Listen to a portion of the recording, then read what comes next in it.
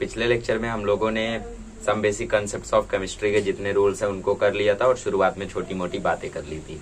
ठीक है, तो आज का लेक्चर काफी इंपॉर्टेंट होने वाला है क्योंकि आज हम लोग मोल कंसेप्ट को कवर करने वाले हैं, उसके ऊपर ढेर सारे न्यूमेरिकल सॉल्व करने वाले हैं और साथ ही में उससे पहले जो टर्म्स दिए गए हैं आपको, atomic mass, average atomic mass, ये सारी चीजें भी कवर करने वाले हैं।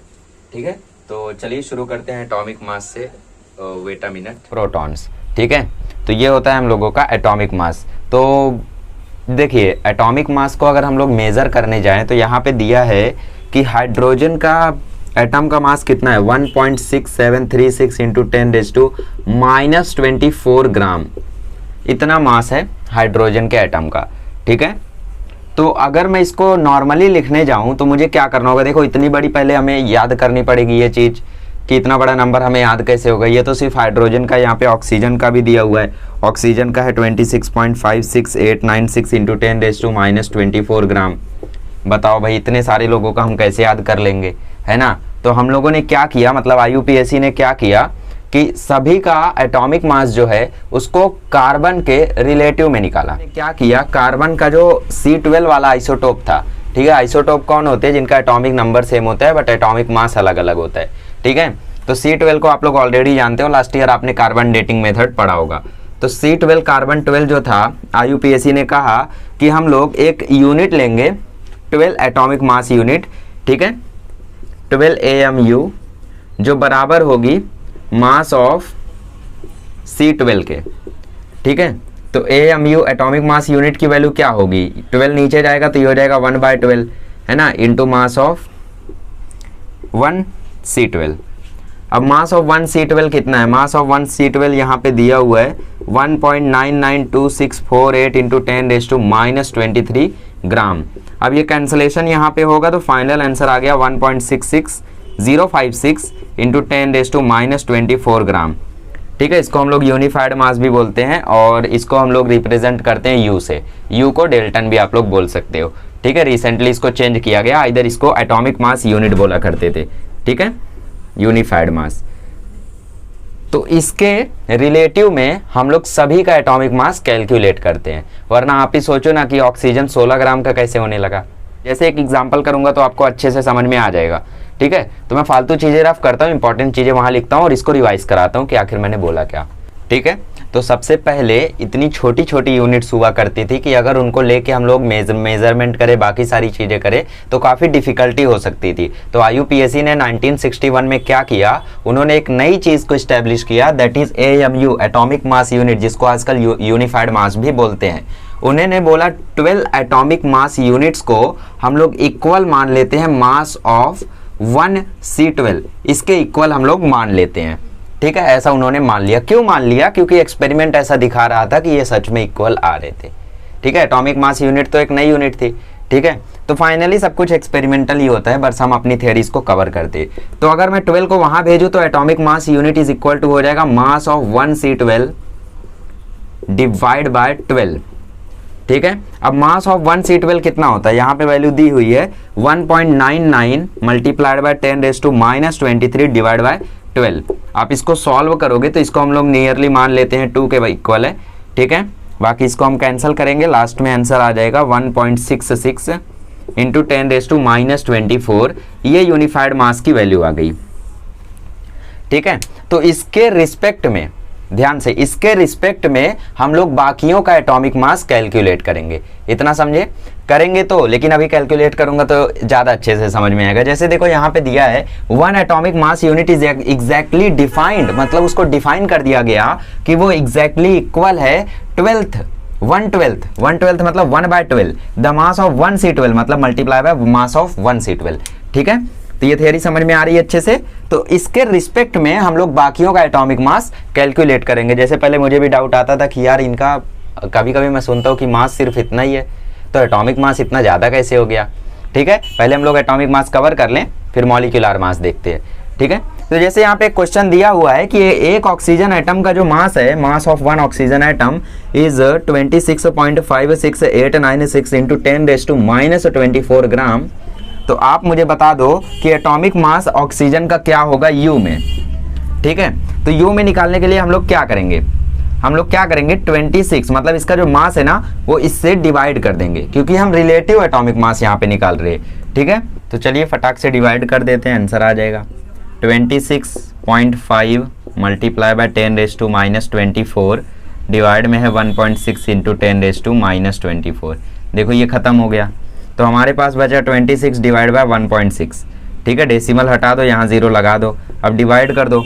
260 को हम लोग डिवाइड करते हैं 16 से, 16 1 जा 16, 100 बचा, 16 6 जा 96। ठीक है, इसके आगे तो जाएगा नहीं, मतलब ऑक्सीजन का एटॉमिक मास कितना हो गया, ऑक्सीजन का एटॉमिक मास हो गया 16 यूनिफाइड मास। ठीक है, तो ये हम लोगों की वैल्यू आ गई ऑक्सीजन के एटॉमिक मास की, ऑक्सीजन का मास। ठीक है, तो इस तरीके से आप लोग कैलकुलेट कर सकते हो। इसकी यूनिट होती है ग्राम पर यूनिट और इसकी यूनिट होती है ग्राम, है ना, ग्राम ही है तो ग्राम पर यूनिट, तो ग्राम ग्राम कट गया तो यूनिट ऊपर चला गया, तो इस तरीके से यूनिफाइड मास इसकी वैल्यू आ गई। ठीक है, चलो हम लोग अब हाइड्रोजन का भी इसी तरीके से कैलकुलेट करते हैं, देखते हैं उसका कितना आता है। तो ऑक्सीजन का यहाँ पे हम लोगों को एटम का मास दिया है। ठीक है, हाइड्रोजन का मास हमें दिया हुआ है 1.6736 इंटू 10⁻⁻24 ग्राम, और हम लोग यू की वैल्यू जानते हैं। ठीक है, एटॉमिक मास यूनिट की वैल्यू हम लोग जानते हैं 1.66056 इंटू 10⁻⁻24 ग्राम। अब हमें कैलकुलेट करना है हाइड्रोजन का एटॉमिक मास कितना होगा इन यू। ठीक है, तो हम लोग क्या करते हैं, दोनों को डिवाइड कर देते हैं, 1.76736 इंटू 10⁻⁻24 डिवाइड बाय 1.66056 इंटू 10⁻⁻24। ठीक है, ये तो तुरंत खत्म हो गया। किसी के लिए भी आप कर सकते हो, बट आपको उसका मास मालूम रहना चाहिए। कुछ लोग यहाँ पे खुश हो रहे थे, सोच रहे थे चलो अब एटॉमिक मास याद नहीं करना पड़ेगा, यहीं से सॉल्व करके बार बार निकाल लूंगा, तो बेचारे भूल गए कि ये तो याद करना ही पड़ेगा। इससे अच्छा एटॉमिक मास ही याद करो। देखो आपको एटॉमिक मास, एटॉमिक नंबर, ये सब अब याद रहना चाहिए पूरे पीरियोडिक टेबल का। ठीक है, पूरे नहीं तो कुछ इंपॉर्टेंट एलिमेंट का तो जरूर याद रहना चाहिए। ठीक है, तो देखो ऊपर 1.67 अप्रॉक्स कर लेते हैं और नीचे 1.66 अप्रॉक्स कर लेते हैं, तो काटेंगे तो 1 पॉइंट समथिंग आ जाएगा 008। ठीक है, ये हम लोगों की वैल्यू हो गई। तो इसी तरीके से क्वेश्चंस आपको मिल सकते हैं। कभी कभी आप लोगों को किसी और का मास दे देगा। ठीक है, हाइड्रोजन ऑक्सीजन का हम लोगों ने किया, सपोज आपको सोडियम का दे दे और ये आपको सपोज ना दे, तो ये आपको याद करना है। ठीक है, क्या करना है, जिसका भी मास दिया हो उसको इससे डिवाइड करना, आपको उसका एटॉमिक मास मिल जाएगा। ठीक है, अब बात कर लेते हैं एवरेज एटॉमिक मास क्या होता है, ये समझ गया अच्छे से। चलिए अब कहानी को थोड़ा सा हम लोग आगे बढ़ाते हैं। तो आप लोगों ने देखा होगा कि हर एक एलिमेंट के कई सारे आइसोटोप्स होते हैं। ठीक है, जैसे कार्बन के आइसोटोप्स 3 हैं यहाँ पे, 12, 13, 14, सबके एटॉमिक मासेस अलग अलग हैं। तो हम लोग किसको कंसीडर करें, ये हमारे साथ डिफिकल्टी आ जाती है। बाकी जो आप लोग मॉडर्न पीरियोडिक टेबल में देखते हो एटॉमिक मासेस, वो सब एवरेज एटॉमिक मासेस रहते हैं। ठीक है, मतलब तीनों का एवरेज निकालते हैं और उसकी जो वैल्यू आती है उसको हम लोग कंसीडर करते हैं। बिकॉज जब भी हमें रिएक्शन दिया रहता है कि CO2 आ रहा है, इतना आ रहा है, उतना आ रहा है, तो हमें पता नहीं रहता है कि ये कौन सा कार्बन है ना, तो उसमें हम लोग एवरेज एटॉमिक मास पुट करते हैं। समझ रहे हो ना। ठीक है, तो हम लोग कैसे फाइंड करते हैं वो अभी हम लोग वो सीखने जा रहे हैं। ठीक है, तो हम लोग सीखने जा रहे हैं एवरेज एटॉमिक मास कैसे कैलकुलेट करते हैं। तो हेडिंग डाल दीजिए, how to calculate average atomic masses. Average atomic masses calculate करने के लिए हम लोग ये देखते हैं कि कौन सा आइसोटोप्स कितना ज़्यादा पाया जाता है, कितना ज़्यादा एबेंडेंस है उसका। ठीक है, कितना ज़्यादा मौजूदगी है। जैसे C12 की बात करें तो उसका एटॉमिक मास 12 और वो पाया जाता है, मतलब 98.8% वही रहता है। C13 1.1% बहुत कम। C14 अरे ये तो 0.0000001002 इतना कम पाया जाता है। ठीक है, तो सबसे ज़्यादा C12 पाया जाता है, फिर C13, फिर C14। हम लोग क्या करते हैं, इनके एटॉमिक मासेस को डिवाइड कर करके ऐड कर देते हैं और फिर जो आंसर आता है उसी को हम मान लेते हैं एवरेज एटॉमिक मास। ठीक है, चलिए तो इसको हम लोग कैलकुलेट करते हैं। अब कैलकुलेट कैसे करना है, देखो टेक्स्ट बुक में जिस हिसाब से लिखा है समझ तो नहीं आ रहा होगा। ठीक है, और कहीं ना कहीं मुझे लगता है कुछ तो मिस्टेक लिखी भी हुई है इसमें, मिस्टेक कैनली देखते हैं। देखो करना कैसे है, मैं जैसा बता रहा हूँ वैसा नोट करो। ठीक है, हम क्या करते हैं, एटॉमिक मास को रिलेटिव एबेंडेंस से डिवाइड करते हैं, सबके एटॉमिक मास को रिलेटिव एबेंडेंस से डिवाइड करते हैं और सबका एवरेज कैलकुलेट कर लेते हैं। मतलब 12 into 98.8 plus 13 into 1.1 plus 14 into 2 into 10⁻⁻10 और डिवाइड में हम लोग सबके एबेंडेंस को जोड़ देंगे। ठीक है, 98.8 प्लस 1.1 प्लस 2 इंटू 10⁻10 ठीक है। अब ऊपर देखो 12 इंटू 98.8 को पहले मल्टीप्लाई करो, ऐसे करो वैसे करो, और फाइनली देखो आंसर क्या मिलता है। चलो करते हैं हम लोग, थोड़ा आनंद आएगा कैलकुलेट करके। 2 8 जा 16, 2 8 जा 16, 2 9 जा 18, 8 8 9 6 5 9 8 17 1 18, ओके 1185.6। 13 को 1.1 से ज़रा मल्टीप्लाई करो, 3131 143 मतलब 114.3, ठीक है। और 14 को 2 इंटू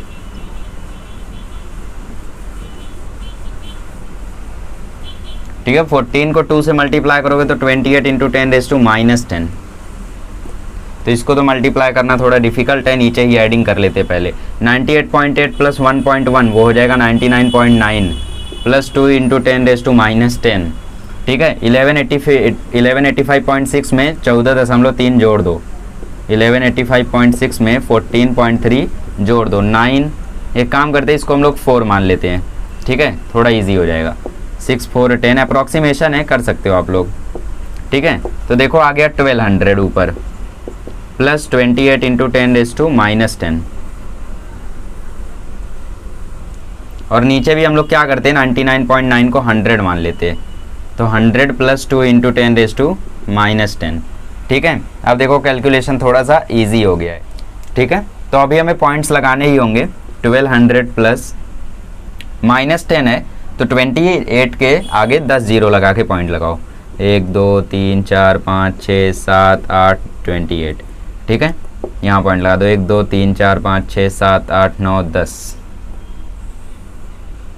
नीचे आ जाएगा 100 प्लस 0.0003 4 5 6 7 8 9 2 2 4 2 6 2 8 2 10, एक ज़्यादा, ओके।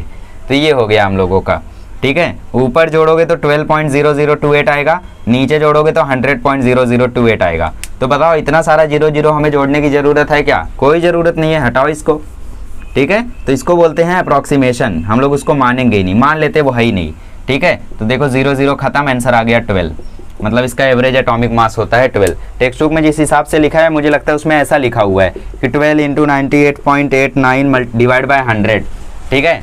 तो मुझे पहले भी ये मेथड जमा नहीं था, मतलब ऐसे आप कैलकुलेट करोगे तो आंसर गलत आ जाएगा। अब आई डोंट नो उनमें कुछ प्रिंटिंग मिस्टेक है या सच में उन्होंने सही लिखा है, मैं नहीं समझ पा रहा हूँ, ऐसा कुछ है पता नहीं, बट आप लोगों को ऐसे कैलकुलेट करना है, ठीक है। क्या करना है आप लोगों को, किसी का भी एटॉमिक मास दे उसके रिलेटिव अबंडेंस से डिवाइड करो, जोड़ दो, इसको इससे मल्टीप्लाई किया जोड़ दिया, इसको इससे मल्टीप्लाई किया जोड़ दिया, इसको इससे मल्टीप्लाई किया जोड़ दिया, ठीक है। मल्टीप्लाई करना, डिवाइड नहीं, मैं पहले डिवाइड बोल दिया था, ठीक है। इसको इससे मल्टीप्लाई किया जोड़ दिया, इसको इससे जोड़ दिया, इसको इससे जोड़ दिया, और फिर नीचे सबके अबंडेंस को जोड़ दो, ऐसा। फिर उसके बाद आपको कैलकुलेशन करना है, जहाँ पे ऐसा बड़ी पावर दिख जाए उसको समझ लो है ही नहीं वो, ठीक है, भूल जाओ। तो देखो हम लोग यहाँ पे भूल गए थे, 12 आंसर आ गया। अगर नहीं भूले होते तो आंसर 12.011 आता, ठीक है। हम लोगों ने थोड़ा सा कहीं कहीं पे अप्रोक्सीमेशन किया जिसकी वजह से एकदम एक्यूरेट आंसर नहीं आया, बट एक्यूरेट आंसर उन्हें चाहिए भी नहीं, ठीक है। नॉर्मली आप जो आंसर देते हो चल जाएगा, ओके। तो पीरियोडिक टेबल में अभी जो हम लोगों को यहाँ पे देखो बताया गया है कि रिमेंबर पीरियोडिक टेबल में जो भी एटॉमिक मास वगैरह दिया गया है हर कोई एवरेज है, ठीक है, किसी एक आइसोटोप का नहीं दिया गया। जैसे हाइड्रोजन की बात करें उसके भी 3 आइसोटोप होते हैं, ओके। प्रैक्टिकल पर्पज में हम लोग एवरेज एटॉमिक मास को राउंड ऑफ करते नियरेस्ट इंटीजर तक। जैसे इसका एवरेज एटॉमिक मास है 12.011, बट इसको हम लोग 12 मानते हैं, लाइक दिस, ओके। तो इसी तरीके से हम लोग मानते हैं। अब कुछ लोगों को आपको याद करना है, जैसे कार्बन का होता है 12, नाइट्रोजन का होता है 14, ऑक्सीजन का होता है 16, क्लोरीन का होता है 35.5, ब्रोमीन का होता है 79.9, ठीक है। कहीं कहीं जगहों पर आप 80 लिख दोगे तो बुरा नहीं लगेगा, ठीक है। तो इस तरीके से आप लोग कर सकते हो। अब यहाँ पे देखो एक और क्वेश्चन दिया हुआ है एवरेज एटॉमिक मास कैलकुलेट करने का, तो उसको भी हम लोग सॉल्व करते हैं, थोड़ा सा अच्छा लगेगा आपको, ठीक है। तो मुझे नहीं लगता है आज मोल कंसेप्ट हो पाएगा, तो मोल को हम लोग कल करते हैं, ठीक है। आज हम लोग सिर्फ यही करते हैं। चलिए नेक्स्ट वाले में बोला है कि एवरेज कैलकुलेट करो नियॉन का, उसके आइसोटोप्स दिए हुए 20, 21, 22, इसका एटॉमिक मास दिया हुआ है और इसका नेचुरल एबंडेंस दिया हुआ है, ठीक है। तो यहाँ पे देखो फॉर्मूला थोड़ा ढंग से लिखा हुआ है, तो इसी फॉर्मूले को हम लोग यूज़ करते हैं, देखते हैं आंसर करेक्ट आता है क्या। एम ऑफ, मैंने क्या बोला, सबके एटॉमिक मास को उसके नेचुरल एबंडेंस से मल्टीप्लाई करो, फिर न्यूमरेटर में उनके नेचुरल एबंडेंस को जोड़ दो। नेचुरल एबंडेंस को अगर उनके जोड़ोगे तो 100 ही आने वाला है, क्योंकि ये रिलेटिव हैं, एक दूसरे के रिस्पेक्ट में है, ठीक है। नेचुरल एबंडेंस मतलब वो अर्थ पे कितना प्रेजेंट है, ठीक है, कौन कितना ज़्यादा प्रेजेंट है। जैसे अगर मैं बात करूं कि 4 रोटियां हैं और ये 100% है, ठीक है, एक बंदे ने खाई 1 रोटी, एक ने खाई 3 रोटी, तो ये हो जाएगा 25%, ये हो जाएगा 75%। कैसे? मैंने ये 4 रोटियों के रिस्पेक्ट में कैलकुलेट किया, ठीक है, इसके रिस्पेक्ट में कैलकुलेट किया। वैसे ये रिलेटिव होता है, दूसरे के रिस्पेक्ट में कैलकुलेट करते, टोटल रिस्पेक्ट में, ठीक है। तो टोटल प्रेजेंस है, जैसे मैं आपको बोल देता हूँ, चलो ऐसे नहीं समझ में आ रहा था, एग्जाम्पल लेता हूँ। सपोज 1000 नियॉन एटम है हमारे पास अर्थ पे, सिर्फ 1000 है, जिसमें से 20 वाले नियॉन के आइसोटोप्स 900 है। तो 900 को हम 1000 से डिवाइड करेंगे और बोलेंगे 0.90, और परसेंटेज के लिए हम लोग 100 से मल्टीप्लाई करेंगे, बोलेंगे 90% ये प्रेजेंट है, ठीक है। और सपोज हमारे पास 26 एटम्स प्रेजेंट हैं 21 नियॉन के, ओके। तो 21 को 1000 से डिवाइड करेंगे, फिर 100 से मल्टीप्लाई करेंगे, तो आंसर आ जाएगा 0.26। तो इस तरीके से हम लोग कैलकुलेट करते हैं, ठीक है, समझ गए। तो रिस्पेक्ट में निकालते हैं दूसरे के, खैर वो सब छोड़ो, इन्फॉर्मेशन है सिर्फ। तो हम लोग चलिए कैलकुलेट करते हैं कितना आता है इसका। Atomic mass of natural abundance का मैंने जो ऐड करने वाला फॉर्मूला बताया था, दोनों जगह ठीक रहेगा, बिकॉज इसको ऐड करोगे तो 100 ही आने वाला है, इसके बजाय आप लोग 100 ही लिख दो डायरेक्ट, वो ज़्यादा बेटर है ना। तो atomic mass of 20 neon multiply by percentage plus atomic mass of 21 neon multiply by percentage plus atomic mass of 22 neon multiply by percentage divide by 100, ठीक है, हर कोई परसेंटेज में है तो डिवाइड बाय 100। अब देखो यहाँ पे 19.99 multiply by 20.90.92 plus 20.99 multiply by 0.26 plus 21.99 multiply by 8.82 divide by 100। तो यहाँ पे मैं थोड़ा सा अप्रॉक्सीमेशन यूज़ करूँगा कैलकुलेशन के लिए। 19.99 को मैं मान लेता हूँ 20, 19.90 को मान लेता हूँ 91, इसको मान लेता हूँ 21, इसको मान लेता हूँ 0.2, इसको मान लेता हूँ 22, मल्टीप्लाई बाय 8.82 को मान लेता हूँ 9 डिवाइड बाय 100। हम मल्टीप्लाई करो, 91 टू जा कितना होता है, 91 टू जा होता है 182, तो ये 1820 आ जाएगा। और 21 इंटू 0.2, 21 टू जा 42, तो ये आ जाएगा 4.2, 22 9 जा कितना आएगा 198 डिवाइड बाय 100, ठीक है।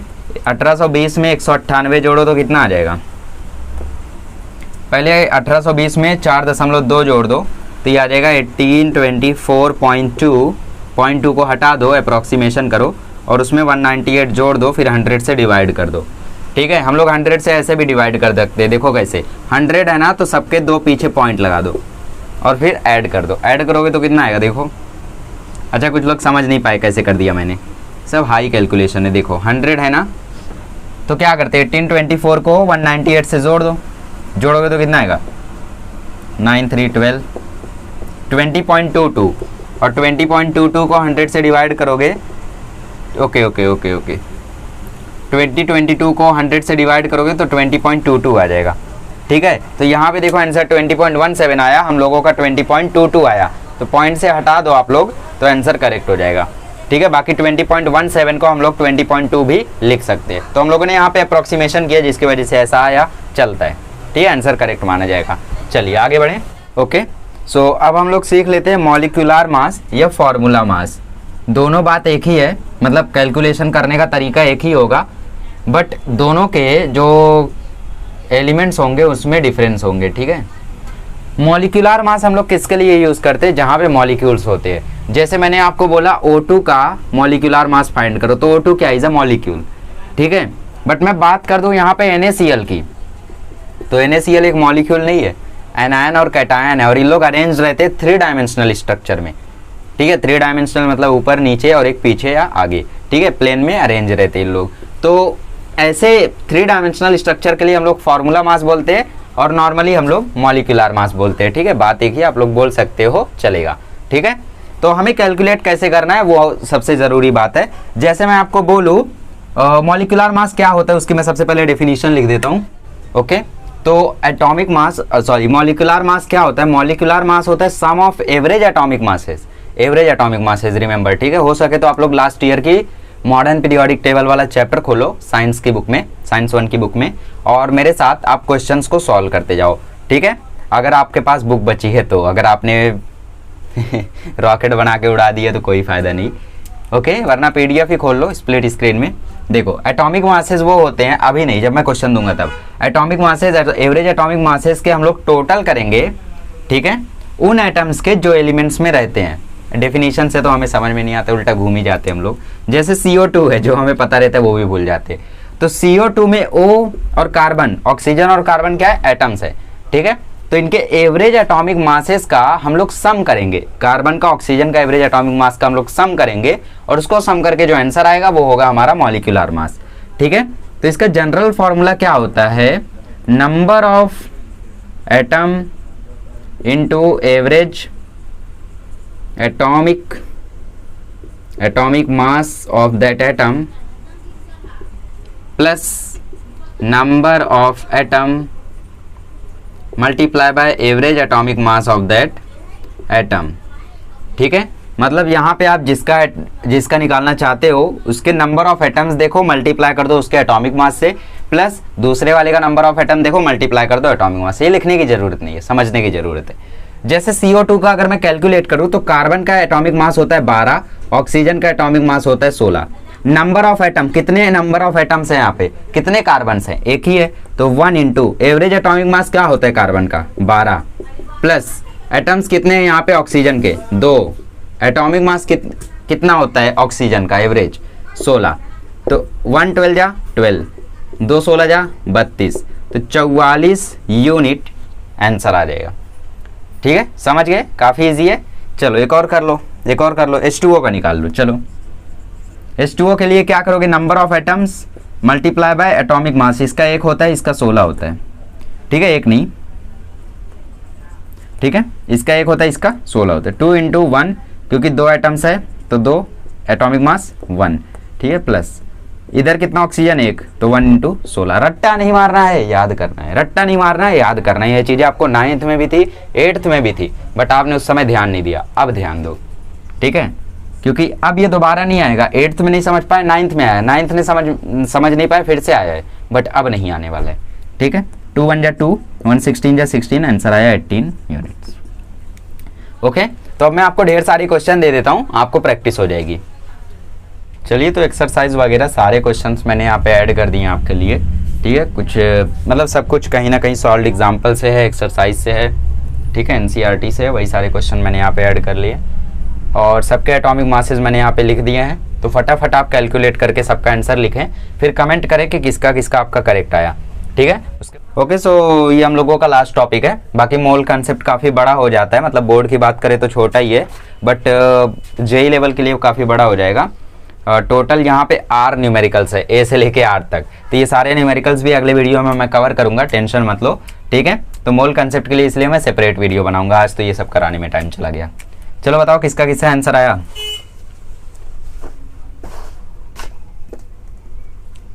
आया आंसर, झूठ मत बोलना, नो, ओके। मैंने क्या बोला, मैंने बोला number of atoms into atomic average atomic mass of that atom, carbon का कितना 12, plus number of atom into average atomic mass of that atom, number of atom into average atomic mass of that atom. जोड़ो, 12 छक्के 72, 5 कम 5, 35.5, 5 40, 40 72, 72 और 40 कितना होता है 112.5, 112.5। किसका किसका करेक्ट आया, सच बोल रहे हो, सही में आया था। H2SO4, हाइड्रोजन का एटम 2 इंटू 1, प्लस सल्फर का लिखा नहीं मैंने 32। चलो फिर से पॉज करो, सॉल्व करो, ओके।